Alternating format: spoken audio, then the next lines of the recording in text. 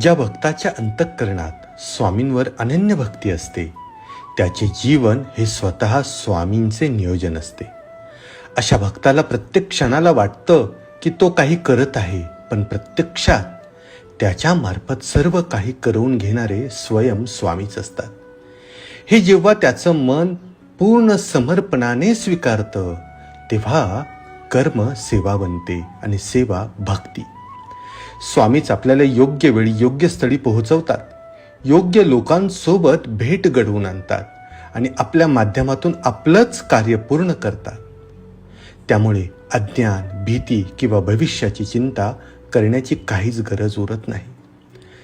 भक्त फक्त स्वामींवर पूर्ण विश्वास ठेवून प्रेमाने, नम्रतेने आणि एकाग्रतेने कार्य करत राहतो.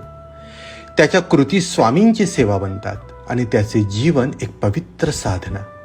संकट आली, वाट चुकली तरी भक्त शांत असतो, कारण त्याला ठाम विश्वास असतो की स्वामींनी माझं संपूर्ण नियोजन आधीच केलेलं आहे.